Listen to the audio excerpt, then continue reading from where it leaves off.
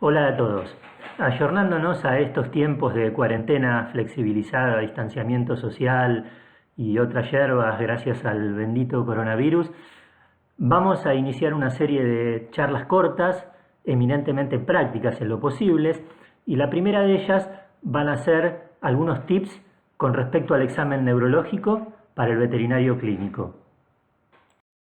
El examen neurológico nos permite evaluar la funcionalidad de todas las estructuras que componen el sistema nervioso y además responder a determinadas preguntas, como por ejemplo, ¿existe realmente compromiso neurológico o lo que tiene nuestro paciente es un problema ortopédico o traumatológico? ¿De qué tipo de alteración se trata? Es decir, ponerle nombre al signo clínico. Nuestro paciente tiene una convulsión, una crisis epiléptica, una paresia, una ataxia, una claudicación, es decir, caracterizar clínicamente el trastorno. ¿Dónde está localizada la alteración? Vamos a ver que este es uno de los principios básicos del examen neurológico. Neurolocalizar, establecer el diagnóstico neuroanatómico. Y finalmente estimar la magnitud del daño a través de determinadas variables clínicas como por ejemplo la presencia o la ausencia de dolor profundo. Cuando hacemos un examen neurológico correcto, tenemos un plan y ese plan es establecer niveles sucesivos de diagnóstico. El primer nivel de diagnóstico va a ser, como dijimos, neurolocalizar, es decir, establecer un diagnóstico neuroanatómico que significa determinar con la mayor precisión posible en qué parte del sistema nervioso se encuentra el problema. El segundo nivel va a ser establecer un diagnóstico diferencial, es decir, barajar todas las categorías de enfermedades y las enfermedades específicas que pueden tener nuestro paciente. Y el tercer nivel, el más complicado y que desgraciadamente no siempre llegamos a establecerlo, es determinar el diagnóstico etiológico, cuál es la enfermedad específica que aqueja a nuestro paciente. Más allá de las maniobras específicas que constituyen el examen neurológico, cuando nosotros iniciamos el abordaje diagnóstico debemos cumplir una serie de pasos. Uno de ellos es establecer cuál es el motivo de la consulta y determinar a través de una correcta anamnesis cuál es el curso temporal del problema. Esto significa saber si se inició en forma aguda o fue insidioso y si el curso en el tiempo fue progresivo, regresivo o estático, porque estos van a ser datos valiosísimos al momento de categorizar el problema. Posteriormente hacemos la evaluación neurológica, que son todas las maniobras propias del examen neurológico en sí mismo. Como habíamos dicho antes, con un correcto examen neurológico deberíamos estar en condiciones de establecer un diagnóstico neuroanatómico, es decir, establecer en qué lugar preciso del sistema nervioso se presenta el problema.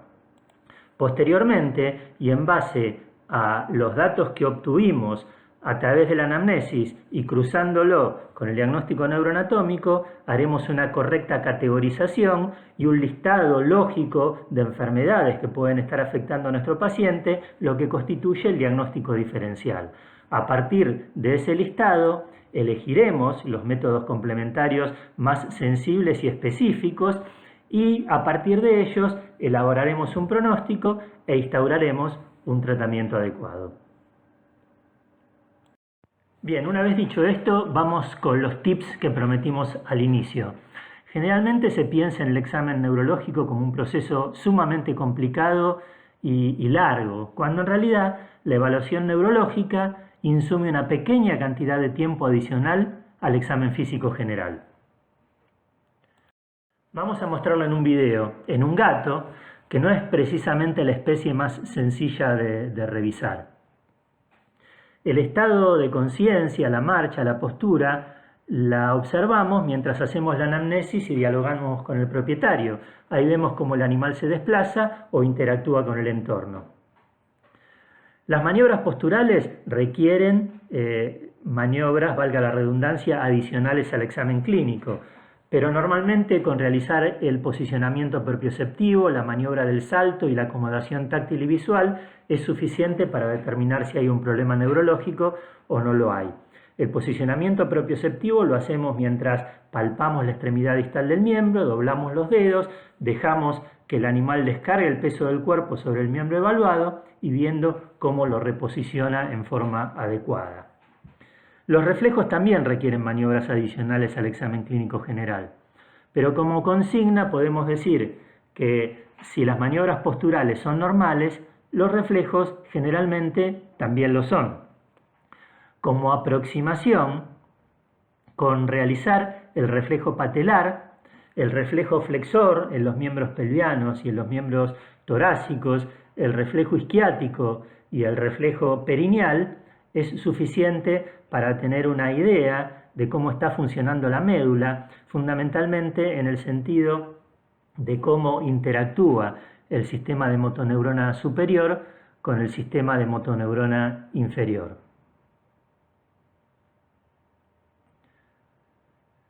Si tenemos alguna duda, el reflejo de panículo o el reflejo cutáneo del tronco nos va a contribuir a dar una localización más precisa a la lesión medular.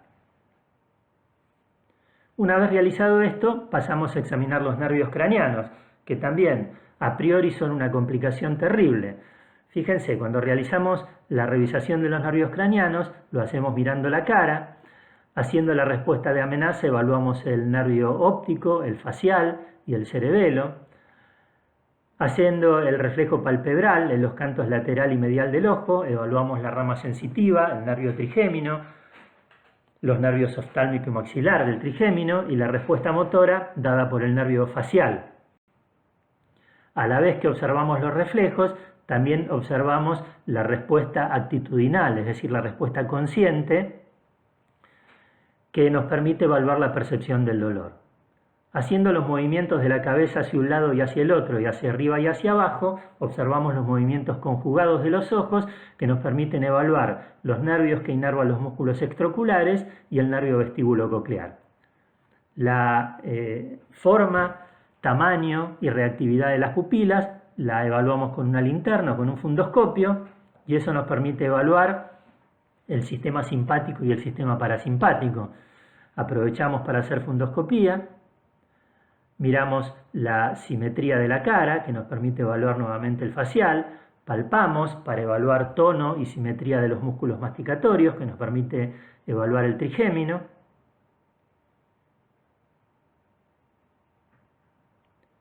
Y prácticamente completamos el examen neurológico, que como dijimos, nos lleva realmente una pequeña cantidad de tiempo.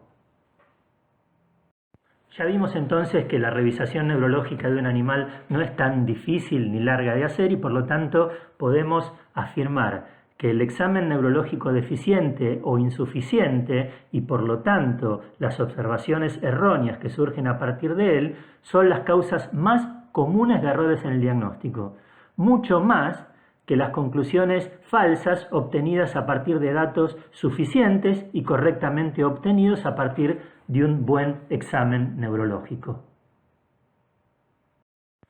Otro tip importante, casi una verdad de perogrullo, es que la evaluación inicial del paciente nos va a dar evidencias concretas sobre la existencia de un real problema neurológico. Y en el caso de que no haya signos de cabeza, las maniobras posturales son la clave para diferenciar un problema neurológico de uno ortopédico o traumatológico. Este cuadro nos muestra algunas manifestaciones clínicas que nos dan la certeza de que hay un problema neurológico, como por ejemplo las crisis epilépticas, el estado mental alterado, la presencia de paresia o plejía, la presencia de ataxia, etc. Y a la derecha tenemos la localización precisa que corresponden a esos signos clínicos. Debajo vemos algunos signos clínicos que nos pueden llegar a generar dudas sobre si el problema es o no es neurológico, como el síncope, la debilidad, la claudicación y el dolor. Otro tip muy importante es que cada uno de los signos clínicos que nosotros recogemos del examen neurológico o de la anamnesis, en el caso de que los signos sean episódicos, nos van a dar un fuerte indicio con respecto a la localización de la lesión dentro del sistema nervioso central o periférico. Y como ya dijimos, la localización más exacta posible de las alteraciones dentro del sistema nervioso, es decir, el diagnóstico neuroanatómico es uno de los aspectos más importantes del manejo clínico de los pacientes con enfermedad neurológica. Algunos signos clínicos, como la deficiencia de propiocepción consciente o inconsciente, nos van a hablar de un problema neurológico con certeza, pero no tienen un valor localizador demasiado certero, porque las deficiencias propioceptivas pueden originarse a partir de los trastornos de vías anatómicas que se inician en el nervio periférico y finalizan en el cerebro. Sin embargo, otros signos, como por ejemplo la combinación de un síndrome de Horner con un síndrome vestibular o la presencia de un síndrome vestibular paradojal, nos dan un diagnóstico neuroanatómico súper preciso y nos orientan exactamente al lugar del sistema nervioso donde nosotros debemos enfocar nuestros esfuerzos diagnósticos. En el caso del síndrome de Horner más síndrome vestibular, esa combinación siempre se da en problemas periféricos, mientras que el síndrome vestibular paradojal siempre nos indica una alteración a nivel de determinadas porciones del cerebelo. La importancia del diagnóstico neuroanatómico radica en que las enfermedades que involucran áreas anatómicas individuales y determinadas tienden a producir un conjunto de signos clínicos regionales que son característicos. Es decir, el sistema nervioso no se enferma por enfermedades, sino que se enferma por regiones. En este sentido, lo primero es determinar si nuestro paciente tiene signos clínicos que se encuentran por delante o por detrás del foramen magno. En el caso que los signos clínicos indiquen compromiso de la región que se encuentra por delante del foramen magno, ¿sí? Diremos que el animal tiene signos de cabeza. Y en ese caso deberemos determinar si los signos clínicos son supra o rostrotentoriales o infra o caudotentoriales. Los signos supratentoriales indican afección de los hemisferios cerebrales y los ventrículos, y los signos rostrotentoriales o infratentoriales pueden dar signos que corresponden al cerebelo, al tronco encefálico, al sistema vestibular central o a los nervios craneanos. En el caso que los signos se encuentren por detrás del foramen magno, deberemos determinar si son centrales, o sea, si los signos corresponden a alteración de la médula espinal, o si son periféricos, es decir, corresponden a trastornos de la unidad motora. Y en ese caso deberemos determinar si lo que está afectado es el plexo, el nervio periférico, la unión neuromuscular o el músculo propiamente dicho. Los signos que se originan por delante del foramen magno dijimos que podían dividirse en supra e infratentoriales. Lo que está por encima del tentorio, por rostral del tentorio, involucra los hemisferios cerebrales y las cisternas cerebrales rostrales, como habíamos dicho, fundamentalmente los ventrículos laterales y el tercer ventrículo, y van a dar una serie de signos clínicos característicos, como convulsiones, trastornos de comportamiento, ceguera central, etcétera, etcétera. Los signos infratentoriales afectan todo lo que corresponde al tronco encefálico, es decir, médula oblonga, puente, pedúnculos cerebelosos, cerebelo, y también van a dar signos clínicos característicos como síndrome vestibular, síndrome cerebeloso, posturas típicas, alteraciones de nervios craneanos y hemiparesias plejías. Recuerden que todo lo que se encuentra por rostral de esta línea imaginaria que divide lo supratentorial de lo infratentorial provoca signos clínicos contralaterales a la lesión, mientras que todas las alteraciones infratentoriales provocan signos clínicos del mismo lado de donde se encuentra la lesión. En el caso que el trastorno sea por detrás del foramen magno, deberíamos determinar si el problema se origina en el sistema nervioso central, o sea, en la médula espinal, o en el sistema nervioso periférico, provocando una enfermedad neuromuscular. La enfermedad medular va a provocar los distintos síndromes regionales, cervical, cervicotorácico, toracolumbar, lumbar o caudal, con paresias, plejías, trastornos propioceptivos, posturas típicas como el síndrome de Schiff-Sherrington y de distintas alteraciones de los reflejos dependiendo de dónde se encuentre la afección. mientras que los problemas neuromusculares van a dar una serie de signos clínicos consistentes en debilidad, ventroflexión cervical, intolerancia al ejercicio, regurgitación, disfonía, etc. Es decir, los listados de signos clínicos en general corresponden a afecciones de regiones determinadas. Muchas veces en el examen neurológico encontramos combinaciones de signos clínicos que indican compromisos de dos regiones o más simultáneamente, y eso corresponde a las enfermedades que dan signos multifocales, como por ejemplo típicamente las enfermedades inflamatorias o las infecciosas. Decíamos al inicio de la presentación que la anamnesis, en el sentido de averiguar cómo se iniciaron las enfermedades y cómo progresaron en el tiempo, tenían un valor fundamental al momento de establecer el diagnóstico diferencial. De esto se trata categorizar, y este es un tip importantísimo para el clínico. La categorización consiste en el hecho que todas las enfermedades de la misma naturaleza poseen características similares. Es decir, categorizar implica establecer un orden de probabilidades considerando los tipos de patologías que tienen mayores posibilidades de ser las causantes de los signos clínicos que presenta nuestro paciente. A la derecha de esta diapositiva observamos el acrónimo Vitamin D, que son las siglas de todas las categorías de enfermedades que pueden afectar a nuestro paciente neurológico: vasculares, inflamatorias, infecciosas, traumáticas o tóxicas, anomalías congénitas, metabólicas, idiopáticas, neoplásicas o degenerativas. ¿Cuál es la importancia de categorizar estas enfermedades? Es que ellas tienen un inicio y progresión que son característicos. Por ejemplo, las enfermedades traumáticas o los trastornos traumáticos clásicamente tienen un inicio agudo o sobreagudo y un curso estático en el tiempo o regresivo. Al igual que las enfermedades vasculares, que tienen un inicio agudo o subagudo y una mejoría gradual a lo largo que pasa el tiempo. Por el contrario, las enfermedades inflamatorias o infecciosas también tienen un inicio agudo y un curso rápidamente progresivo en el tiempo. Las enfermedades neoplásicas, al igual que las degenerativas, tienen un inicio insidioso generalmente y un curso lentamente progresivo. Atención con esto, las neoplásicas, esto es lo característico, pero nunca debe descartarse por completo una enfermedad neoplásica, ya que muchas de ellas pueden aparecer en forma aguda. Pero básicamente este es el inicio y el curso típico de ellas.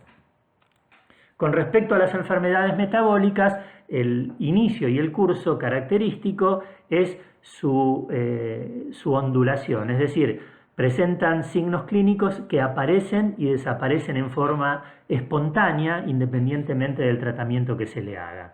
De manera que averiguando sobre cómo se inició una enfermedad y cómo progresó en el tiempo, nosotros podemos ir descartando algunas categorías y quedándonos con otras.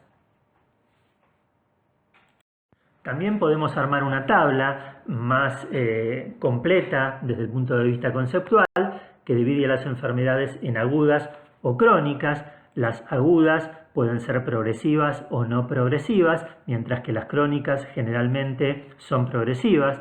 A su vez, las agudas progresivas pueden dar signos simétricos o asimétricos, mientras que las agudas no progresivas generalmente son asimétricas. Las crónicas progresivas, al igual que las agudas progresivas, pueden dar signos asimétricos o simétricos.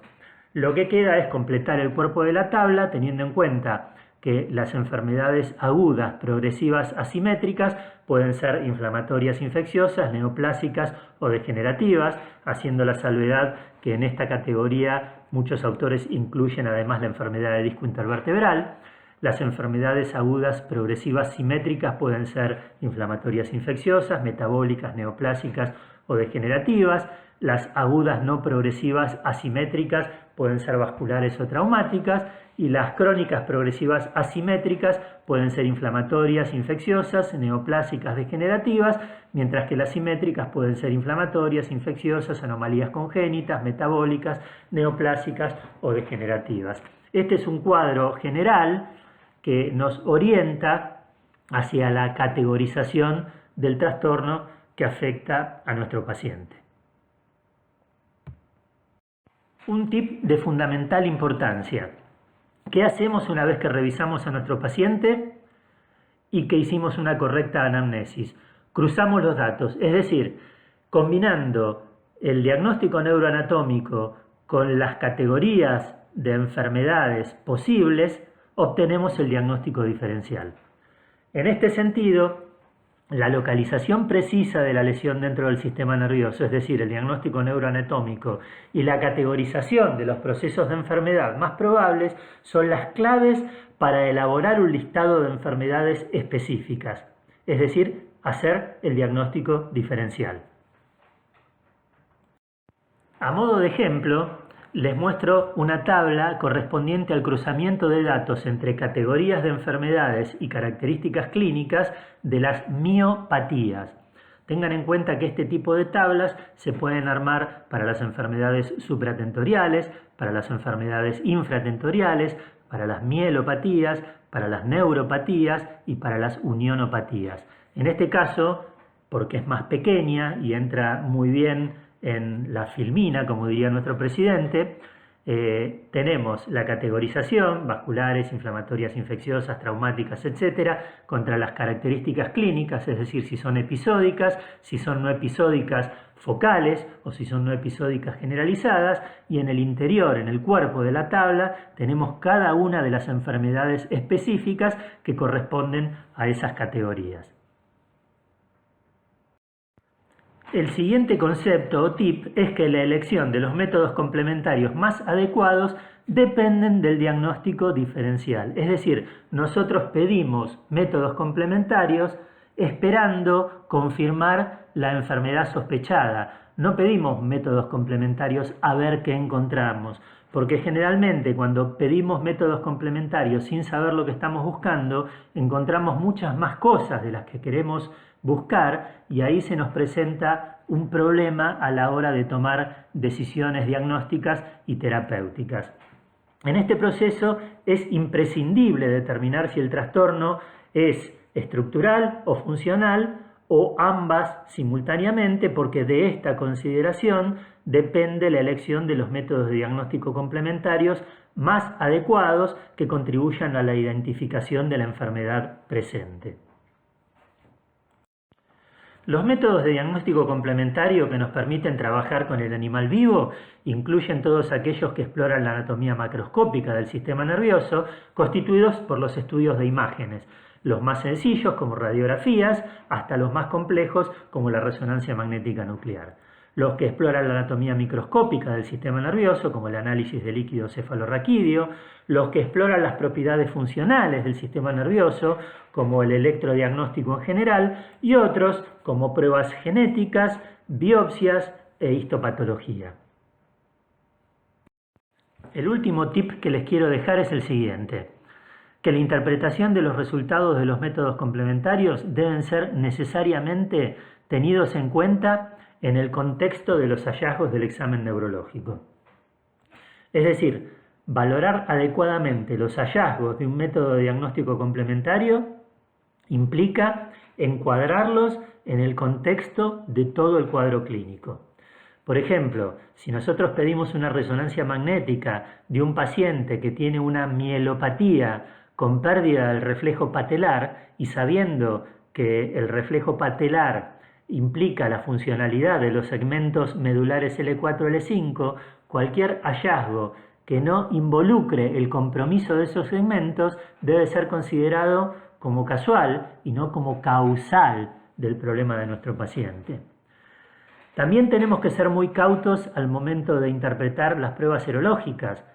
Nosotros tenemos que conocer si una prueba serológica está midiendo anticuerpos o antígenos, porque no es lo mismo, obviamente. Y si lo que mide son anticuerpos, debemos conocer si esos anticuerpos son de infección, por ejemplo IgM, o de memoria inmunológica, concretamente IgG, porque si lo que mide son IgG, debemos realizar lo que se denomina seroconversión, es decir, dos pruebas realizadas con diferencia de 20-25 días. Una mención aparte para las pruebas moleculares, para las pruebas genéticas. Cuando nosotros pedimos una prueba genética, tenemos que ser muy cautos porque hay muchas pruebas genéticas que nos permiten determinar mutaciones que son causativas de enfermedad, como por ejemplo el caso de muchas ataxias hereditarias. Pero otras pruebas genéticas no permiten identificar mutaciones que son causativas, sino que predicen un aumento de riesgo y por lo tanto deben ser valoradas en el cuadro del contexto clínico. Por ejemplo, la prueba de mielopatía degenerativa. Es decir, por más que hay muchas pruebas de diagnóstico complementario a disposición, por suerte cada día más, no todas ellas tienen la sensibilidad y la especificidad adecuada como para que por sí solas nos puedan resolver el problema, y todas ellas deben ser consideradas dentro del cuadro clínico general. A modo de síntesis, una presentación de un caso clínico sencillo. Se trata de Brigitte, un canino labrador, hembra entera de 3 años de edad. Brigitte fue traída a la consulta porque la encontraron al mediodía del día anterior sin poder levantarse, arrastrando las patas. A la mañana había estado jugando normalmente con otro perro y ya desde ese mismo día habían empezado a medicarla con dexametasona y con tramadol. Los hallazgos positivos del examen neurológico consistieron en paraplegia, propiocepción ausente en ambos miembros pelvianos, pérdida del reflejo de panículo bilateral a nivel L3. Teniendo en cuenta que no había signos de cabeza y teniendo en cuenta la pérdida del reflejo de panículo a nivel de L3, el diagnóstico neuroanatómico fue una alteración focal medular a nivel del segmento vertebral L1. El diagnóstico diferencial para una condición medular sobreaguda sin dolor y teniendo en cuenta que la falta de dolor podría haberse debido al tratamiento, es decir, recuerden que el animal venía con dexametasona y con tramadol, consideró dentro de todas las categorías posibles de enfermedades un problema vascular, un problema traumático o un problema degenerativo. El siguiente paso es hacer el cruzamiento de datos, es decir, para esas categorías de enfermedades que afectan a la médula, cuáles podían ser las enfermedades específicas. Dentro de las patologías vasculares, la enfermedad posible es la mielopatía embólica fibrocartilaginosa. Para las traumáticas, si bien no había antecedente de trauma, un trauma medular agudo, que se descartó justamente por la anamnesis. Y para las degenerativas, una condición sobreaguda podría deberse a una enfermedad extrusiva de disco intervertebral. En vista de las enfermedades específicas que podían estar afectando a nuestro paciente, el protocolo diagnóstico incluyó análisis de sangre y orina, en este caso no en búsqueda del factor etiológico, sino para conocer el funcionamiento del sistema renal y del sistema hepático y previendo que ese animal, en caso de una enfermedad extrusiva de disco, podía ir a cirugía considerándolo como un análisis prequirúrgico. Radiografía simple y eventualmente imágenes más sofisticadas como mielografía o imágenes por resonancia magnética. Los análisis de sangre y de orina resultaron dentro de los parámetros normales y la placa simple no mostró ningún tipo de alteración significativa. En base a la ausencia de hallazgos positivos en la radiografía simple, se determinó que el mejor método complementario eran las imágenes por resonancia magnética, y en ellas se observó esta lesión hiperintensa en la secuencia T2 sobre el cuerpo de L1, es decir, a nivel de donde se había realizado el diagnóstico neuroanatómico. Y con esta imagen se estableció el diagnóstico etiológico, que consistió en una mielopatía embólica fibrocartilaginosa. Se instauró un tratamiento en base a neuroprotección y fisiatría con un pronóstico favorable. Este caso nos muestra cuáles son los pasos a seguir en un animal con sospecha neurológica y la forma en que debe considerarse la elección de los métodos complementarios y fundamentalmente cómo deben interpretarse. Bien, para terminar y a modo de conclusión, más allá de las maniobras específicas que son propias del examen neurológico, conceptualmente el primer objetivo que debemos cumplir después de realizar el examen neurológico es lograr un diagnóstico neuroanatómico correcto. Sin localizar el sitio preciso de lesión en el sistema nervioso central o en el periférico, es muy difícil avanzar en el resto del examen. En base a la anamnesis y teniendo en cuenta cómo se inició el proceso y cómo se desarrolló en el tiempo, hacemos la categorización. La categorización no es otra cosa que utilizar el acrónimo Vitamin D y establecer posibilidades acerca de cuáles son las categorías de enfermedades que tienen más posibilidades de ser las causantes de la patología de nuestro paciente. Renglón seguido y cruzando la categorización o los datos obtenidos a partir de la categorización y el diagnóstico neuroanatómico, establecemos el diagnóstico diferencial, que no es otra cosa que hacer un listado lógico de enfermedades específicas que son las más probables de ser las que aquejan a nuestro paciente. En base a la enfermedad específica que tenemos en mente, solicitamos los métodos de diagnóstico complementario más sensibles y específicos para la enfermedad en cuestión y en lo posible establecemos un diagnóstico etiológico. Recuerden que muchas veces no es posible establecer el diagnóstico etiológico y el éxito del diagnóstico se basa en la respuesta al tratamiento. Muy bien, espero que esta charla les haya sido de utilidad y los espero en la próxima. No olviden de seguirnos en nuestras redes sociales, ahí las tienen todas ellas y los esperamos en la próxima charla. Y no te olvides, quédate en casa.